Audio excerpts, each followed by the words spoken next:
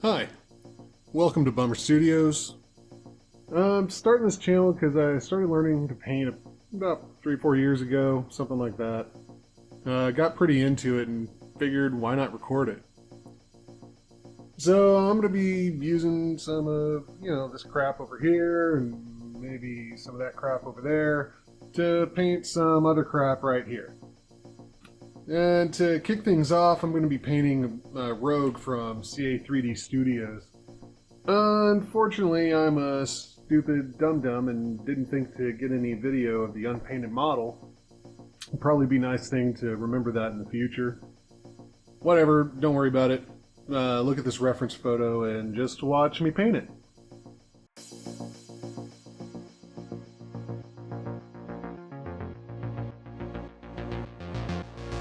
I'm going to start by priming everything, because duh. I'm using Vallejo Black primer. It's what's most readily available to me, and I like it. I normally throw in a couple drops of airbrush thinner to get a good flow out of the airbrush, because it's just a little too thick straight out of the bottle. Some people swear it's good without thinning, but I've never gotten it to cooperate without thinning it. I guess your mileage may vary.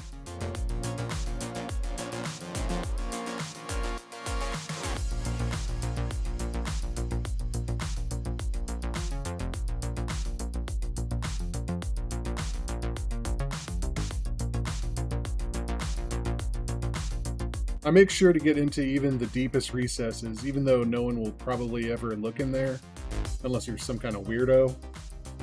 But when I'm painting and turning the model and seeing it at all different angles, those little unprimed spots are like little gray beacons under the painting lights, and it bothers the hell out of me. This is most important for the hair, if you ask me. The head is a focal point of the model, so it's more likely to get noticed. It's also where it's the biggest pain when a model has nicely sculpted hair like this one. As soon as you think you got it all, you turn it and see another damn gray spot.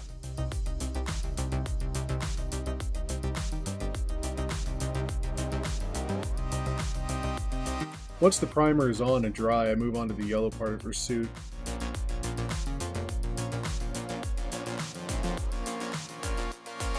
Those of you with a keen eye may have noticed that this doesn't look like yellow.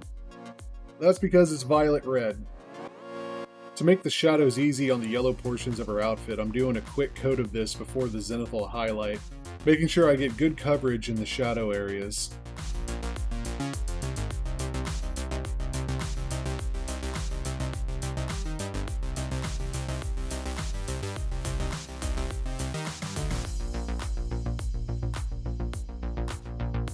Now I'll come in for the zenithal with white ink.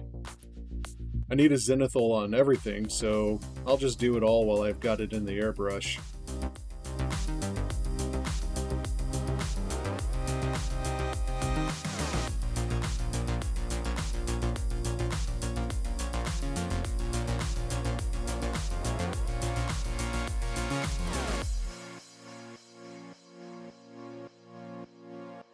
Notice how the violet red is still showing in the shadows? That's key to this working right.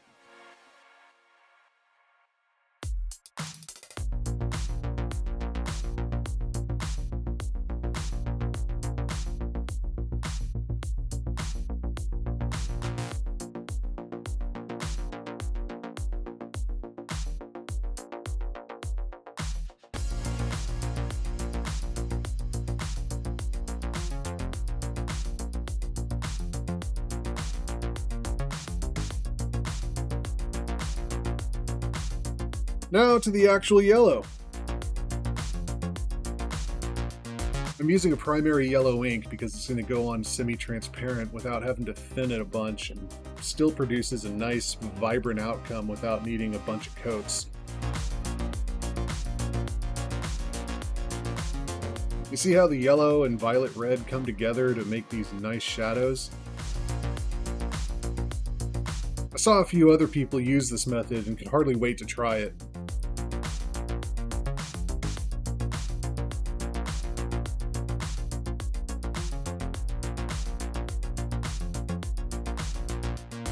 I want the red to really pop on all the X-Men logos, so I'm putting down a white undercoat before coming back with Aldebaran red.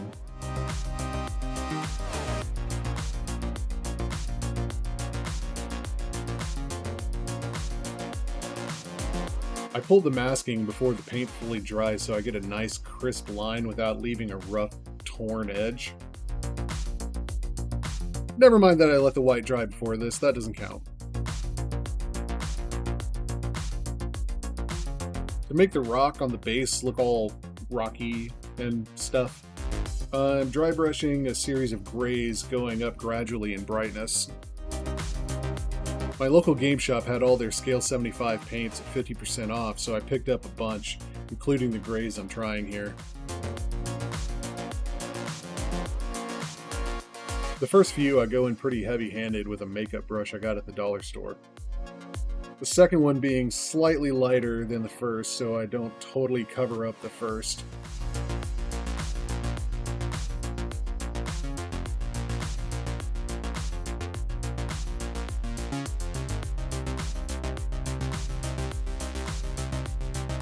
Now that I'm getting into the brighter gray, I'm using a smaller makeup brush, also from the dollar store, so I can be a little more deliberate with the placement and have more of a lighter touch, so I'm just picking up the edges.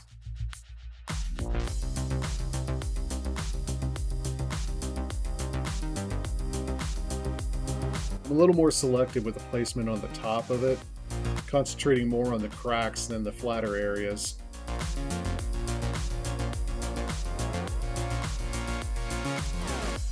Putting some Reikland flesh shade into some of the recesses helps add some depth and interest without drawing the eye too much. You can use whatever brownish color you want here as long as it's thin enough to still show some of the stony gray underneath it. Finishing it off with quartz skin on the very tippity of the edges. Still using the same smaller brush, I'm very deliberate with the placement. Only working in downstrokes so that it only catches the top edges and along the cracks on the top.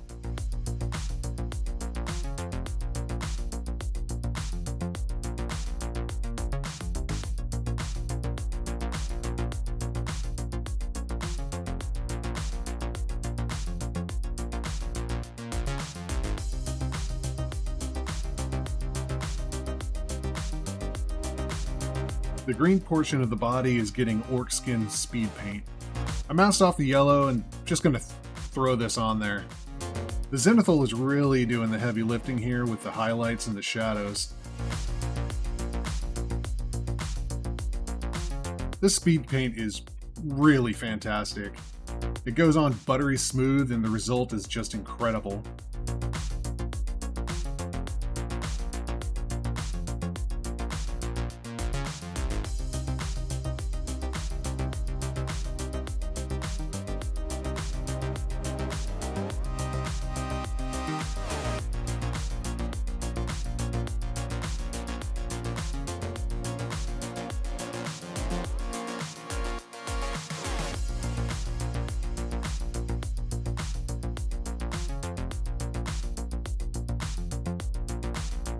I did make a mistake though and didn't realize it until a little later.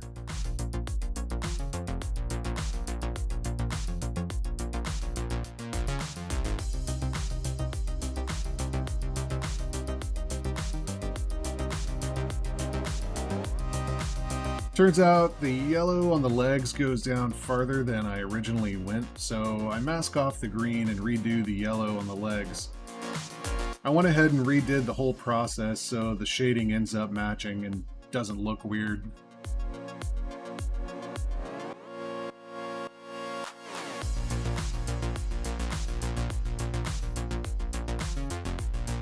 With the legs fixed, I'm going to use Hardened leather speed paint to do the leather jacket.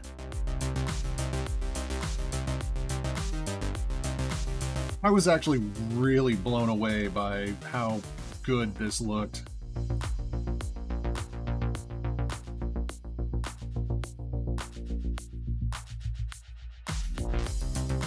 I've had this hardened leather for a while, but I hadn't used it. Now I wish I had. I mean, just look at that.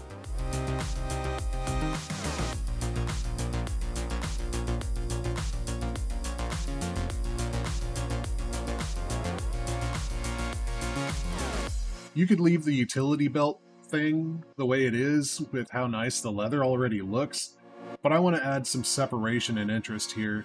So I'm hitting the trimming around the pouches and the strap with some camo dark brown. It's not super noticeable, but I think it adds a little something that is satisfying to me. I do add a thin coat of Agrax Earthshade over this later because it felt a little dull and didn't quite feel right. It's a subtle change from the camo dark brown, but it changed it just enough to feel right.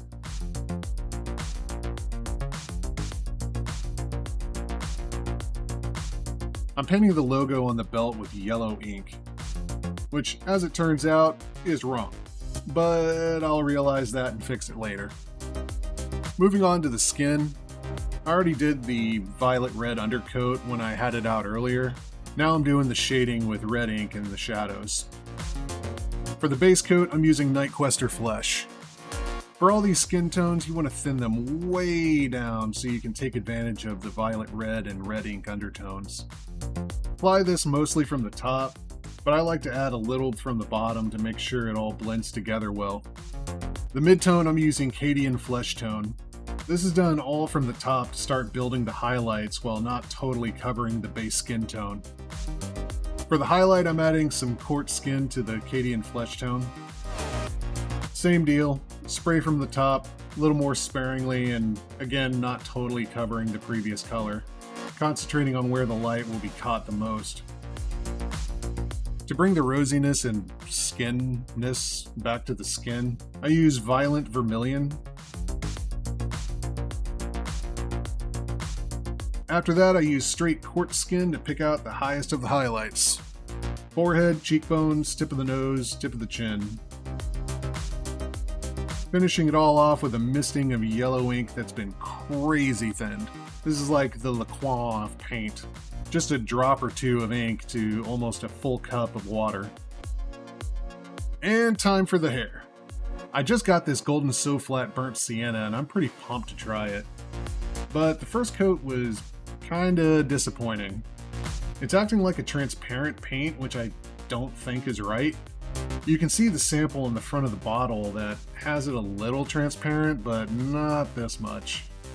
I went back and stirred the hell out of the bottle with a popsicle stick, and it works way better after that. Again, I'm making sure to get into all the little nooks and crannies. I really take my time and look over the whole thing to make sure I don't miss any spots.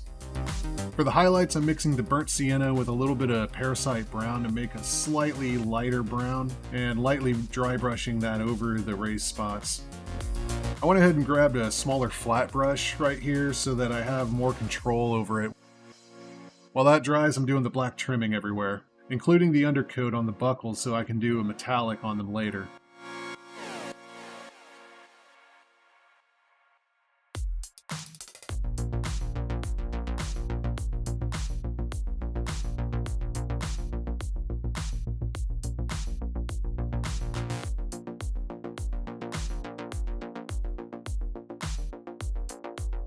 To make sure the logo on the sleeve of the jacket sticks out more, I'm painting the little recessed triangle things black as well.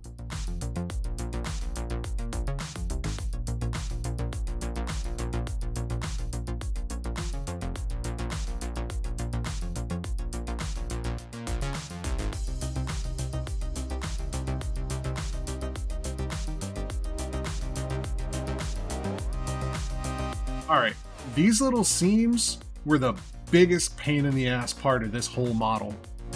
I don't know what this type of seam is called, but they're raised and they took forever. I have to be really careful because the yellow part of this suit is textured, so getting black on that will be almost impossible to remove, even with a satin varnish on it. For the buckles and all the metal pieces, I'm using Vallejo steel.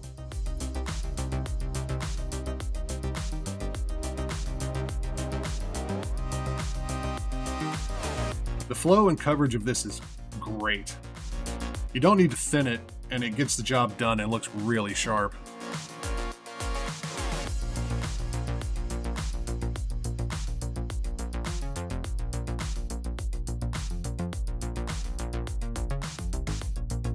The liner of the jacket is a bit of a darker brown than the leather, so I'm using Pro Acryl Mahogany.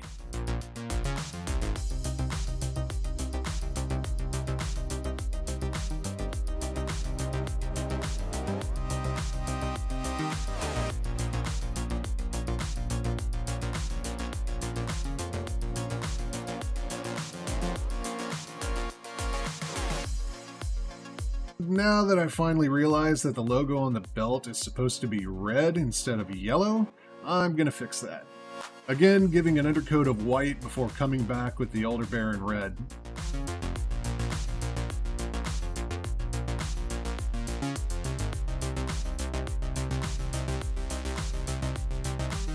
And while I've got those colors out, I'm just gonna hit the logo on the sleeve too.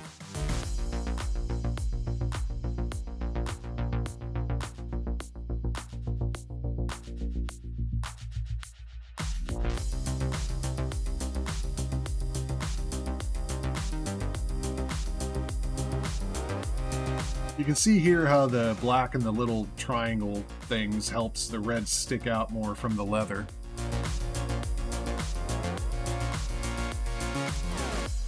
Gonna use that same burnt sienna for the eyebrows.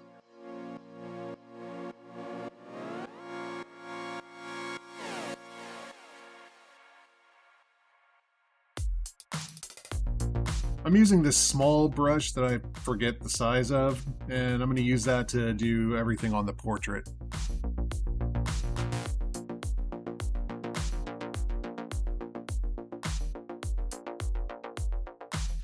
Using Vallejo Black, I'm painting the eyelashes and filling in the eyeballs. It's just easier to do this to give her some eyeliner instead of trying to come back later to do it.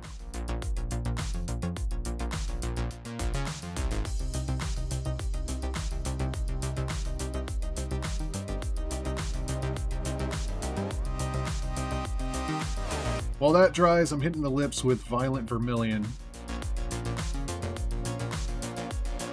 I'm not happy with it, so later I end up mixing in a little red ink and reapply it off camera. And of course, for the eyes, you don't want to use a straight white, so I'm using bright ivory. This model doesn't call for irises or pupils, so I'm leaving them the not white. For the magic glowy flame stuff, I'm using this magenta So Flat.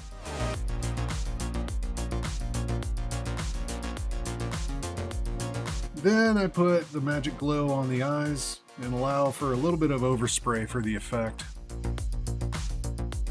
Playing cards are whitish, so I'm using the bright ivory again to coat the actual card part of the card.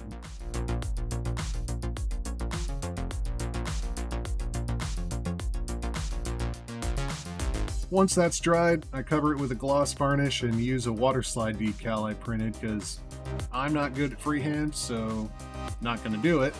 And I prefer this not to look like total ass. Water slide decals are super slidey. Who would have thought? So you have to take care when rolling the air bubbles out from under them. I sat here messing with it for a while and about had a fit every time it moved. For the fingernails, I'm using the same Violent Vermillion with a little red ink that I used for the lips.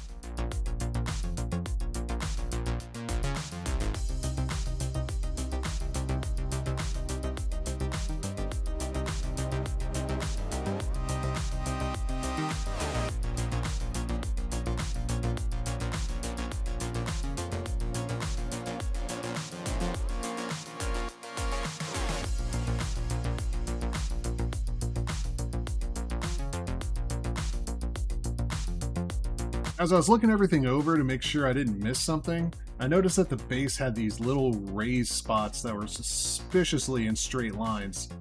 So I went back to the reference photos and realized that there are straight lines sculpted into that need to be painted. So I'm using this Skulker Yellow to sponge that on real quick. I also realized that I hadn't even primed her bangs, because I had them sitting way off to the side where I couldn't see them. I'm hitting those with bright ivory and dry brushing some titanium white for the highlights.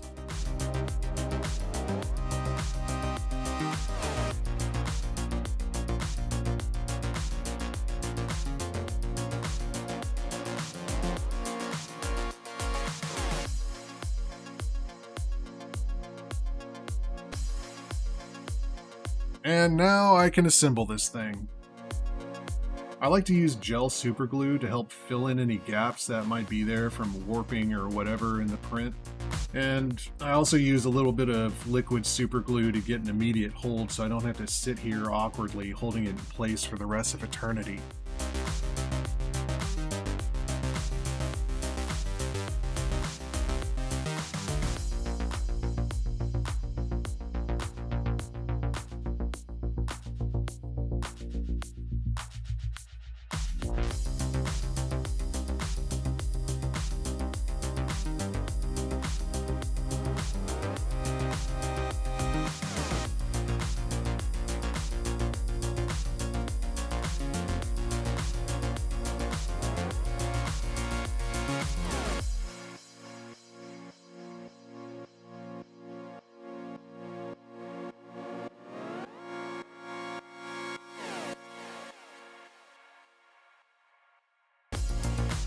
I got to use some new stuff with this one, which was pretty cool.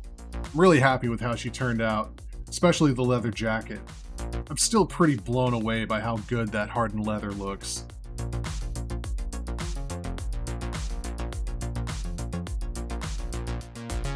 I don't have a next project set yet, but I'll make a video for that too. I might do a smaller project as a palette cleanser in the meantime. I'll likely make a video for that too, just because.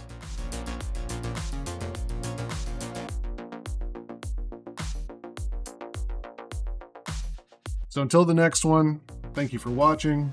Hope you enjoyed it.